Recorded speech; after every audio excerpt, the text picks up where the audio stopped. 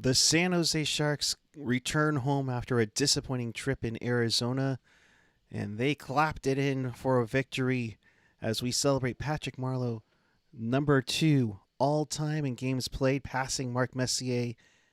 We'll talk about him, another Erik who spells his name the right way, and more right now on Teal Town After Dark.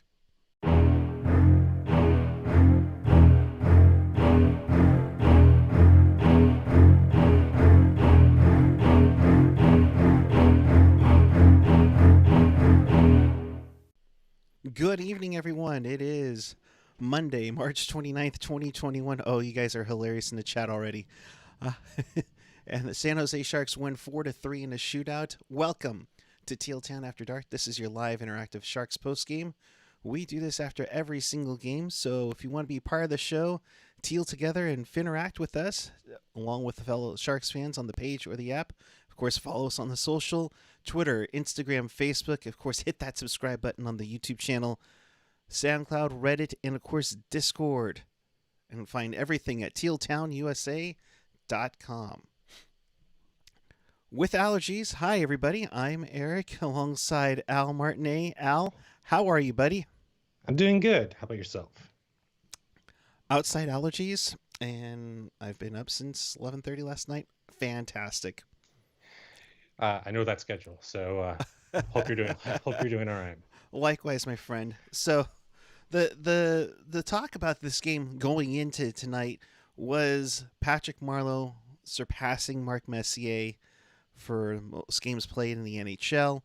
I mean, a tremendous accomplishment all around, and kudos to him. You know, stick taps all around. They make the public announcement over the PA system. You know, about maybe 2.5 minutes in, and then off the draw, Jeffrey Viel, making his NHL debut, drops the gloves with Luke Johnson. What did you think of the first fight for both of the guys? Actually, I mean, it was the first game for VL, so I thought it was more or less just him seeing what he could do, proving himself, getting himself acquainted onto the ice. I thought he played decent tonight. It was a pretty good fight too. I thought it was a pretty good back to the early 2000s hockey. Yeah. But I mean, that was probably his only real highlight of the night. I'm trying to see what his ice time was, but he was pretty much kind of limited tonight. But pretty good bout, back and forth. The refs didn't really interfere too much until I think there was a real consideration about him hitting the head on the ice, which they then kind of stopped. Right. Yeah, so good fight all around. I think probably more competitive than anything in this one versus anybody else that has fought this season for the Sharks. So stick taps to VL doing his thing. Apologies in advance if I start sneezing. It's just been a crazy day with the allergies. Benjamin Castle, you're absolutely right. I forgot Mark Messier was a Shark for a moment, and he was a Shark longer than Mike Hoffman. He actually played well, I don't know about that. No, yeah, he never really played for the Sharks. It was kind of a secret thing. I believe it was involved like expansion draft or some sort of that. For I think like compensatory purposes. I'll have to get back to you on that. But so Viel gets into his fight. Things, looked all right. Things looked all right so far, and then the defense kind of went a little haywire for a moment there on Johansson's goal. It was Fiala had a breakaway, nice save by Jones. But everybody went towards Fiala, pretty much left Johansson all alone to take a quick shot, gets it in there, and to make it 1-0. I thought early on defensively they were not pretty. No. I do think this is a little bit on both Jones and the defense. I thought Jones could have played a little bit of both. I get that you probably shouldn't do that. You should probably be more aggressive on the shooter. But at the same time, the defense wasn't set up and this really did lead to that opportunity. Made it 1-0, and then a little later in the period, not too long though, about almost 4 minutes later, Radim Shimmick with a nice shot. I thought it deflected off of Dylan Gambrell, considering how it went in, but league still has it listed unless it changed over the last half hour on NHL.com. Um, it was Radim Shimmick from Donato and Leonard to get his second of the season. And I'll still say that Yeah. was Gambrell, but he wasn't even sure when he got interviewed by Hetty during intermission. But nice to see the defense tonight coming into the offensive mark. Yeah, like you said, Gambrell essentially screening the goalie and doing what Pavelski used to do for us all the time, tipping in front of the net. Yep. Um, Simic hasn't really done much all season, but this was a great shot from the point that got through. Um, Simic is on what his first year of his extension, and I hope that he's going to use this momentum for the next year. But I'm still kind of like iffy on him right now. But like you said, this is totally. I thought for sure this was Gambrell's point. Yeah, but Lacey saying it hit Brodin 100%. Or well, now he has changed that to I give it 2% chance that it hit Gambrell before Brodin. So the So you're polls are saying there's changing. a chance. Yeah. So you're saying there's a chance, Lacey. Okay. Right, right. That made it 1-1, and then former Shark prospect Nick Menino gets hit his fourth of the season. He got a great pass from Eriksson Ek, who made Knyzhov look silly with that little toe drag dangle move, and then fed over Benito to make it 2-1 after one.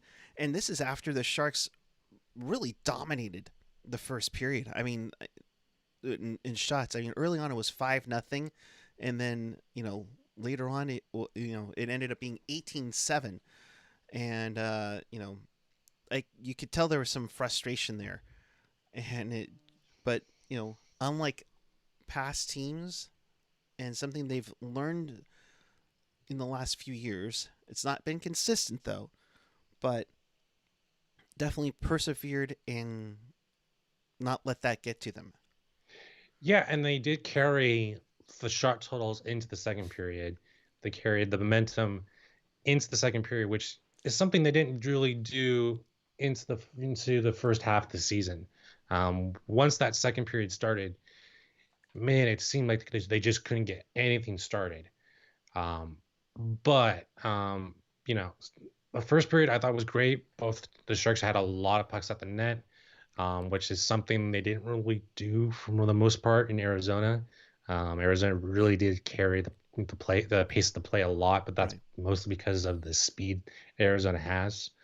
Um, but this was a great, you know, this was definitely a better game than the last two from the Sharks. Yeah, and pretty evenly squared game. I mean, the only penalty of the game was the Jared Spurgeon puck over glass call, which was kind of surprising, and you kind of wonder, Al, after the entire thing with Tim Peel, if there's some hesitancy, just a skosh, about calling something that's maybe iffy, or maybe they're playing. But honestly, I didn't see anything that was like egregious that should have been called.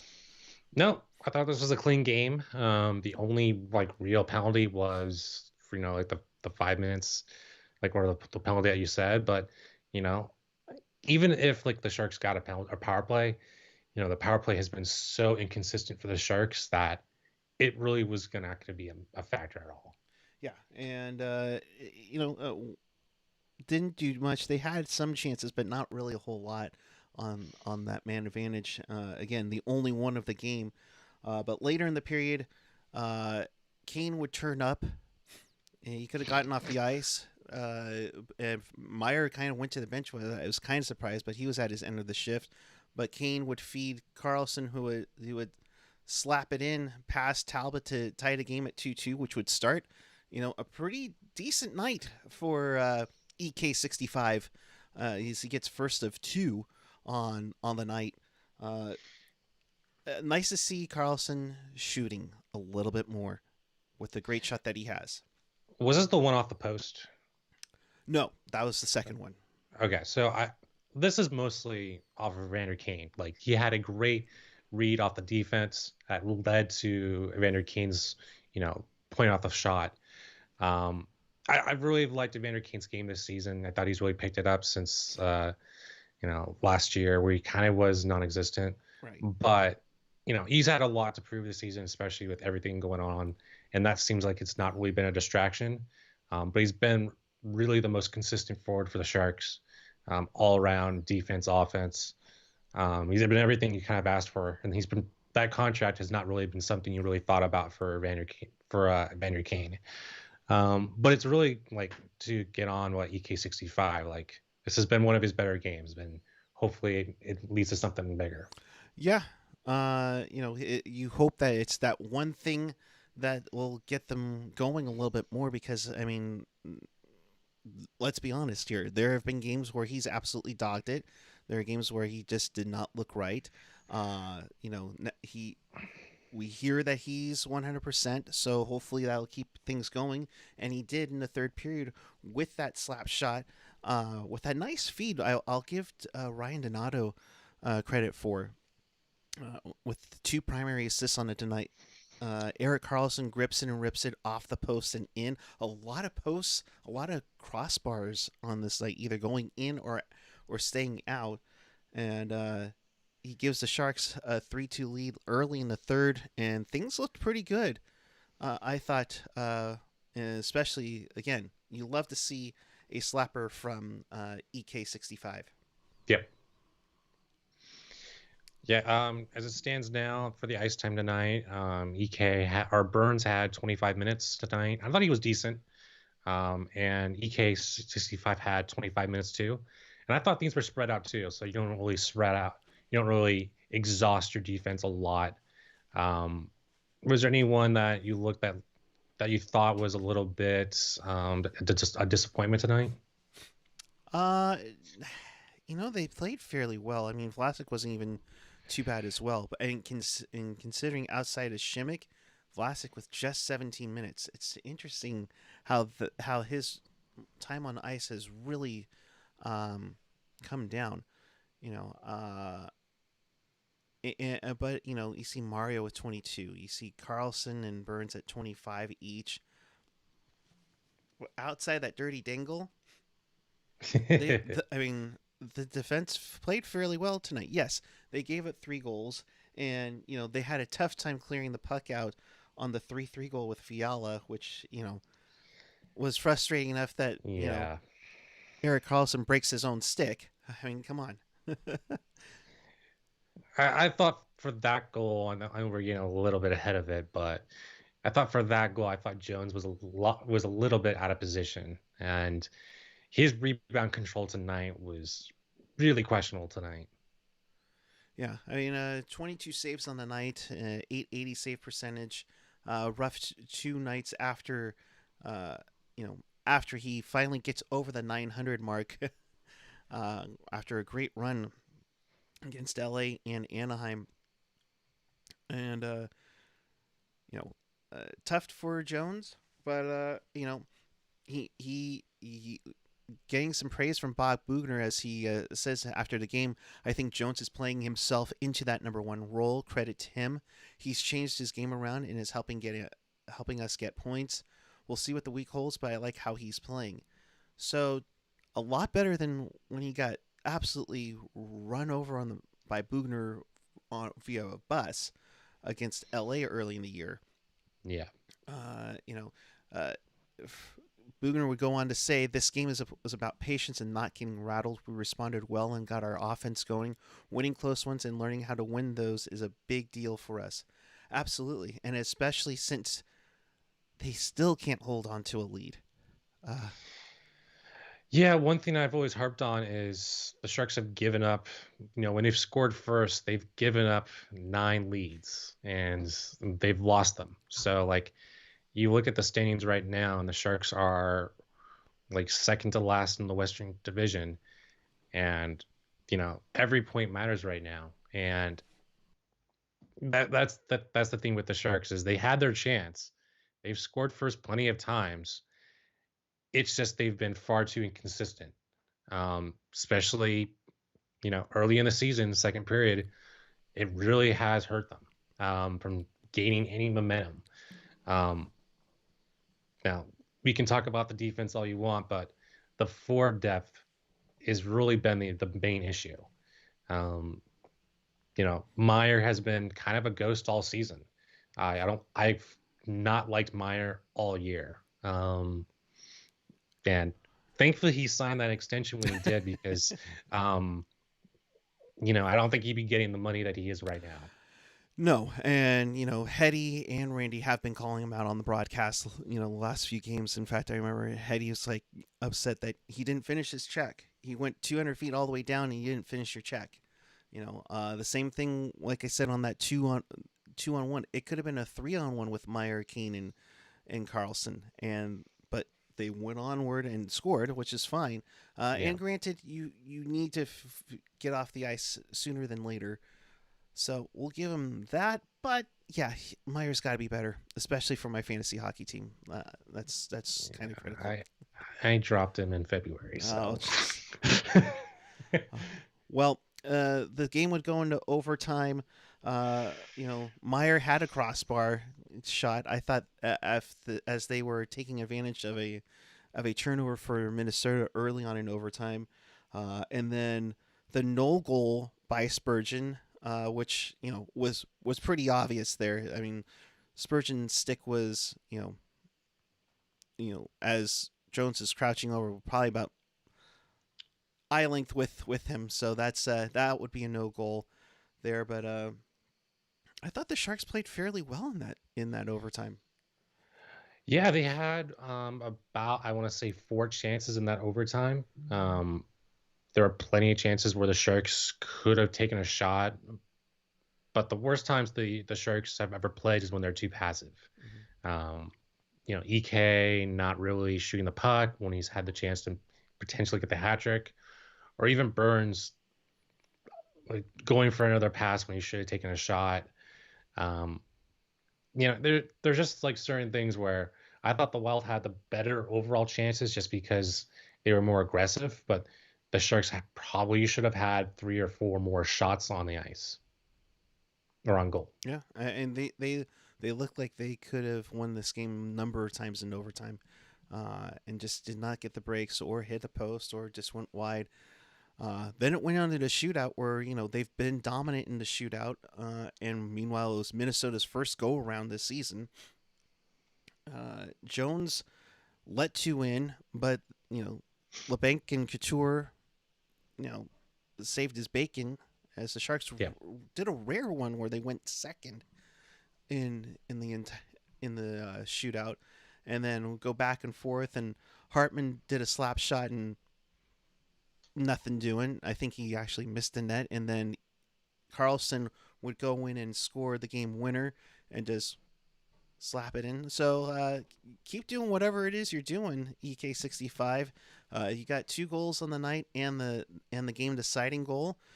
He is the first defenseman in team history to have 2 goals and a shootout goal in a game.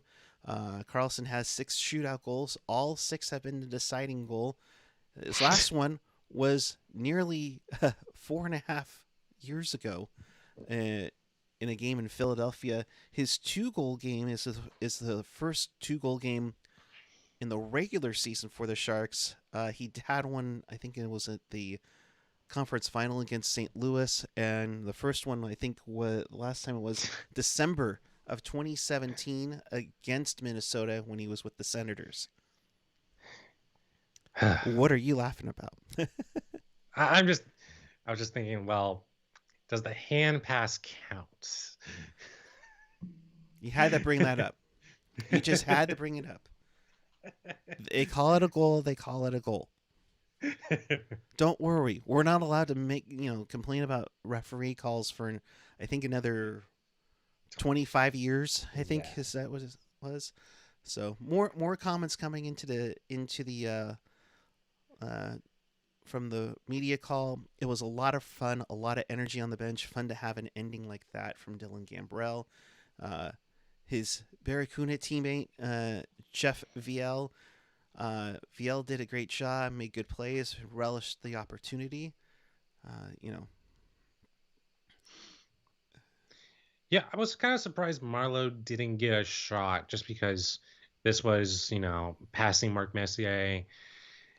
At a certain point, I get that you go from, Logan LeBanc at a certain point. Marlowe's pretty far down the list, but tonight was probably one of those nights where you just kind of throw Marlowe higher up in the chain and see if he can actually score on tonight's game. mm-hmm. Um, I'm not too sure how many times, you know, EK65 actually shoots in the shootout. It doesn't seem that much. It seems pretty rare, but I probably would have gone Marlowe then, EK65. But we still won, but that's what I probably would have done. Yeah, I'm with you on that. Granted, you have talented players, and that's why I've been saying is that you have enough talent to get into the playoffs. It's just that talent executing to achieve success. Yeah, and Hurdle was, he had COVID for a little bit, and like Sorensen was hurt for a little bit. Like the forward depth, when it's there, is decent. It's just this forward depth hasn't really been 100% healthy, especially with this COVID short season, with all the games compacted. It's not really worked out for the Sharks. Take it that every team in the AHL has kind of had to work out with these injuries, and the Sharks don't have the forward depth to sustain something like that. They should. They have. I mean, they have a number of players that can do it, and I expected them to be a lot more successful, but unfortunately, hasn't been the case this year. But they go on and win this game. And Jeffrey VL on going the wrong way in the pregame skate. The guys gave me a hard time about it. If you didn't see it, I think it was like on pregame with Brody and Curtis. He came out onto the ice, and usually you go right to warm up. He went left. And granted, I know the Barracuda rarely use the Sharks locker room during games. I think it's only when the Barracuda were deep into the playoffs. And then came right back out. It was like, oops, and you could see the chuckles as the guys are coming out on the ice. So had fun with it, But overall, Yeah, I mean, I I think this is going to be kind of like the next. I know we get too optimistic about looking in the future, but I think it's going to be nice just to looking at the talent going ahead and just say, hey, this guy's going to have his first game. It's going to be nice just to watch hockey with no expectations for a little while, compared to how for let's just say the last 10 years, it was second round, third round, or bust. Yeah. Or really it was Stanley Cup or bust. So it's going to be nice to not have expectations for this team for a little while, even though this team is, has a slew of issues that we can talk about for hours. Yeah, I just think it's kind of a toss up, and we kind of see it in the chat. Kevin saying give the other teams all the points, high draft pick, or this season is truly lost. You also have this is the start of a 10-game winning streak to the show. Playoffs, baby. Oh, don't. See, that's the thing with this season is that you're kind of at a crossroads, and we will do the tankathon in a little bit, but I mean, you're kind of meh, Look, Kevin is absolutely right. For the Sharks to even have a chance to make the playoffs, they would have to essentially win, let's just say 15 out of the last 20 games in regulation. That way they can, take points from other teams, especially playoff teams, to even like legitimately get close to a wild card spot. Um, do I think they're even gonna do that? No, like the hill is way too hard to climb, and it would probably serve them to, you know, lose every game, bench Jones like everyone wants them to do, um, rest Logan, who I think is nursing a lot of injuries right now. I don't think he's been the same since that Jeff Carter hit. What was it? 2 weeks Yeah, ago. the Carter butt end last week. 2 weeks before, 2 weeks ago, it was a Yeah, rough hit in the back that kept him out a couple of times. yeah, you can capture that audio, Casey. But I like Vegas has the Sharks like 1 in 250 like to win the Stanley Cup. So if you wanted to bet, you can still have to do it if you really wanted to. It's just, you know, like I completely agree. It's just like rest Hurdle, rest Logan, rest Burns, like rest all these people, but like, does it serve the Sharks? That's the thing. That's a good question as to the future of it. Are you wanting to get in to make it look good, or do you uh, know where you're at with a reset and start working to get better assets?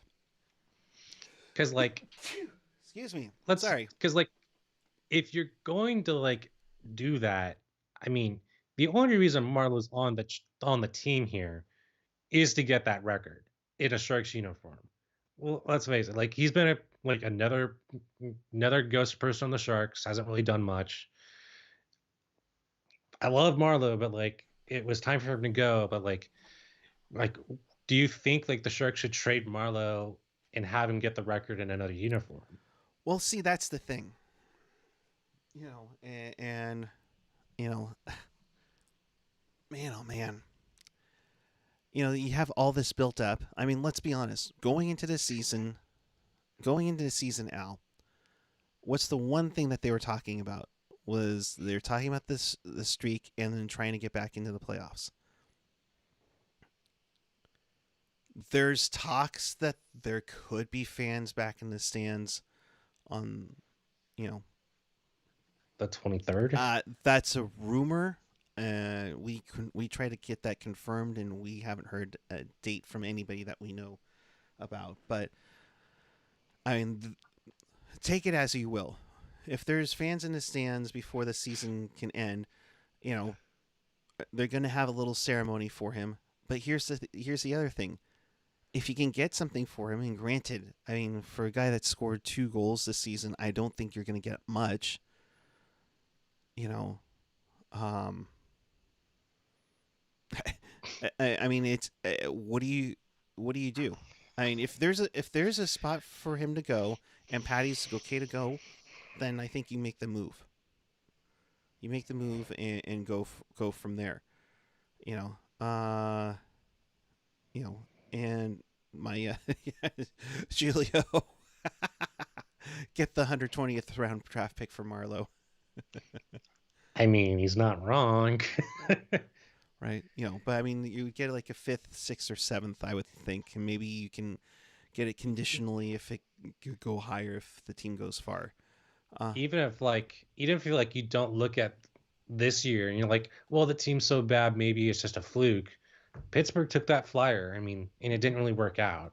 So like, I don't know why, if you were a GM, would you take another flyer on Marlowe when Pittsburgh was like, I thought they had a legitimate shot to at least advance a round, but they were like easily eliminated and it wasn't even close. right. Uh, I think they played the Islanders. oh, I think that, the Pittsburgh. They lost to yeah, Montreal. Montreal was a 12 Montreal. seed, and Yeah, Pittsburgh was 5. five. So just to make sure we clarify this, because there was a lot of speculation out there today. Per a Shark spokesperson today that spoke to us, there is no date on the books for the opening of the tank to the fans. So that's up in the air as of right now, of what we know. at this pick. Um, you know, do you think he'll get another third round pick?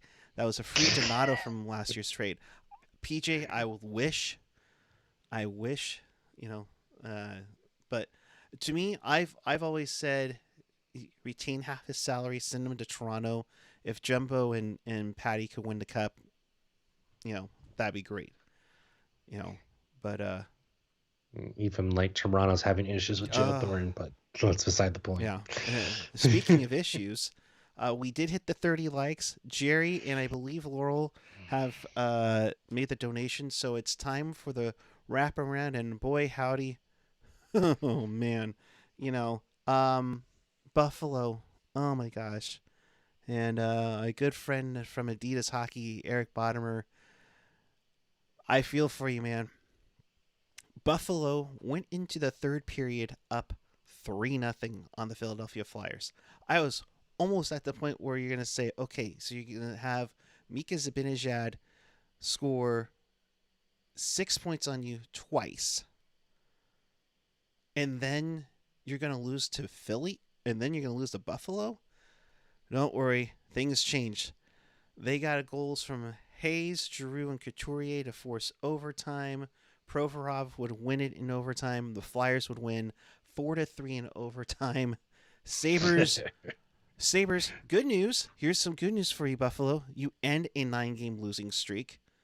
Bad news is your winless streak is now at 18 games. You surpass the 92-93 Sharks. Yes, the team that lost 71 games in the regular season. So, Yay. Buffalo, I think, is almost guaranteed to have the best odds at the draft lottery at this point. Quickly going through other scores, Penguins beat the Islanders 2-1 in that one. McCann with the game winner there. In overtime, the Leafs lose to the Oilers 3-2. Darnell Nurse, hello Nurse. Uh, if you know what that reference is, good for you. Uh, with the game-winning goal on that one, 3-2 Oilers over the Leafs. Avalanche win 5-2. I believe it's the third time this season that the Colorado Avalanche have outshot their opponents by more than 30 shots. They're going to be a dangerous team going into the playoffs.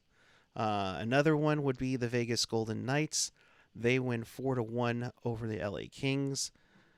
In that one, Calgary loses again. They're now 16-18-3 on the season as the Jets wallop them 5-1. Connor Hellebuck didn't hella suck. And that is your recap per se. The Barracuda play tomorrow, I believe, and wouldn't surprise me just randomly looking at it that it's going to be Bakersfield. And now I'm going to check to see if I'm right or not, and I am right. 6 p.m. at Solar for America Ice. They take on the Bakersfield Condors. So appreciate it on that one. But shoot, Sharks win 4-3. Now, question being, with what Bugner said, how he's liked Jones's game lately. Do you go with Joner, or do you give Dubnyk a chance to showcase his talents? Because I know there are certain teams that could use a decent goaltender right now. Toronto. The problem with Dubnyk is that contract is probably a little bit too much. I think that if you're going to trade Dubnyk, the Sharks should probably have to retain, I would say, about 50% of it to at least entice someone. And you would have to have a good, defensive core to at least stop a lot of the offense, a lot of speed forces, because what Arizona really did show is I was really not happy with that performance against him. So I just think that if you're really gonna put Dubnyk in the net, Minnesota again is another speed. They do have a lot of players that do have, can. I'm blanking on the words, but essentially, I'm not too sure you can rely on Dubnyk as a playoff goaltender going forward.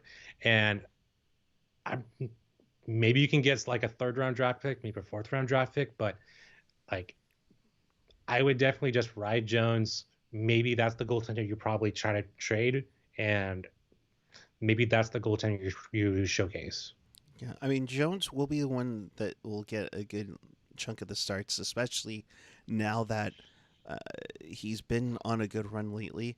Dubnik had that rough game against Arizona, but I think as much as Dubnik wants to potentially stay here and sign a contract extension, could you kind of like slide it in? It's just like Patty did, where I mean, let's be honest. How many times were we saying on here or on the Pucknologist that you trade Patty, you get some assets, and you know you're going to sign him next season? I could totally see them doing that with Devin Dubnik, and to retain the salary for his free agency year.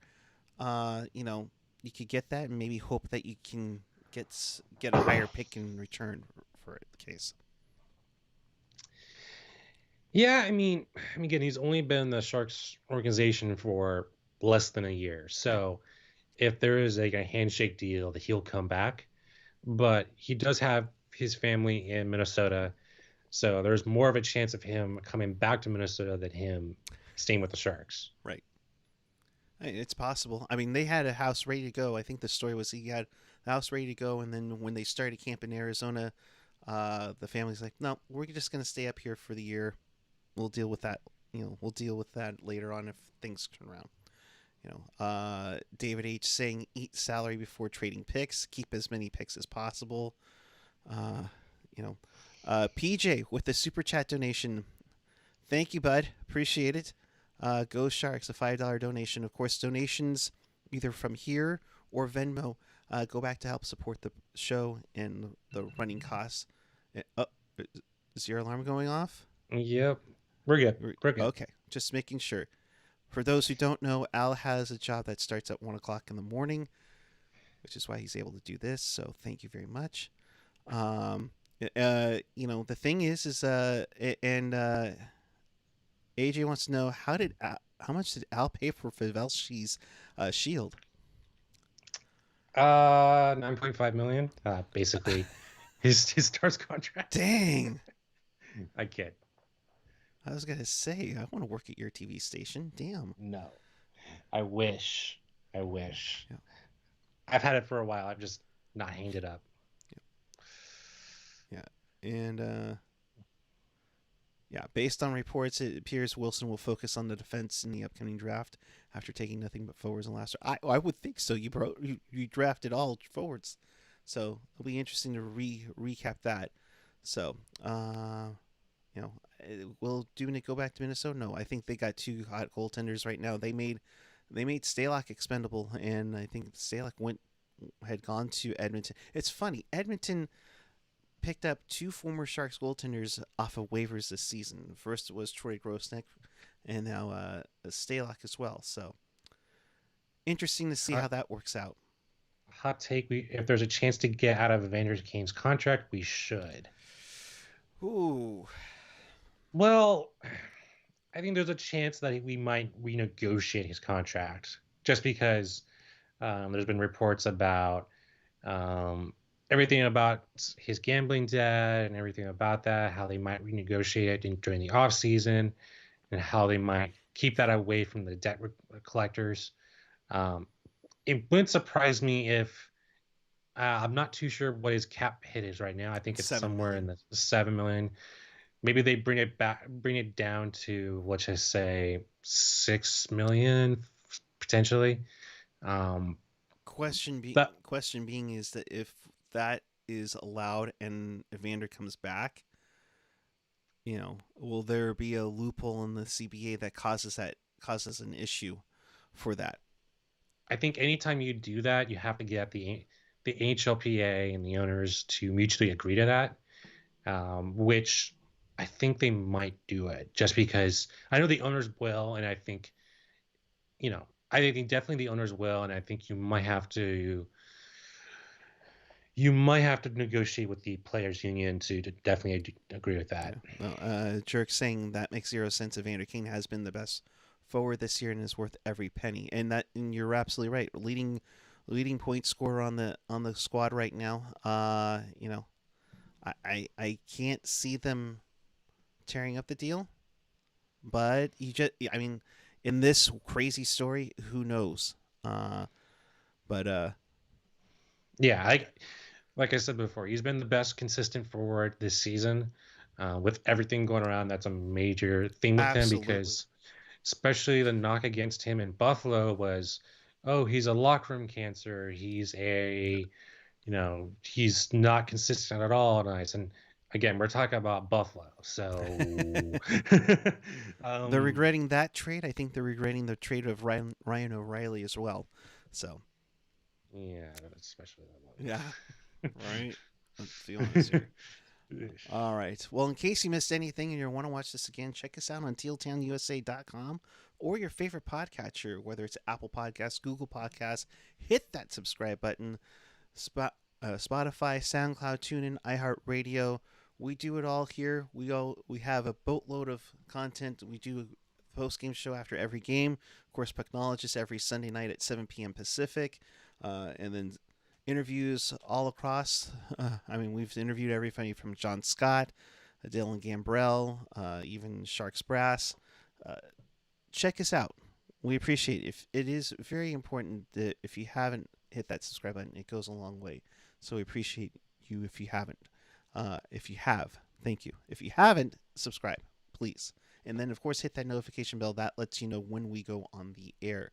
So, with that, closes it up. Al, good to see you as always. We'll let you get ready for work at a crazy hour Yes. as I head to bed. Your final thoughts on where the people can find you.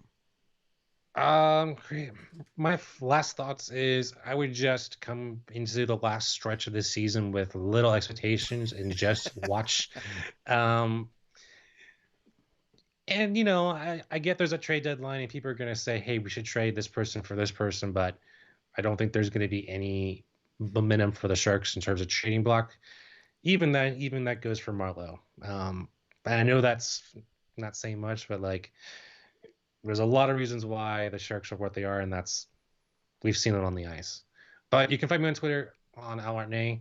I'm always talking hockey, always talking video games, and always talking hockey. So I'll see you on Twitter. I'll see you there. All right, Al. I'm at PuckGuy14 on the Twitter and the Instagram. We'll be back with you on Wednesday following the Sharks and Wild. We appreciate each and every one of you joining us here. There's still 45 of you. Make sure you hit that subscribe button. We really, again, it does go a long way. And before we go, because the Sharks are still in a draft spot, they have the seventh best odds. Let's do it, folks, without looking. Let's see if I can do this. I know this is great audio content. All right, and on here, the number one pick goes to Buffalo, and the Sharks retain number 7.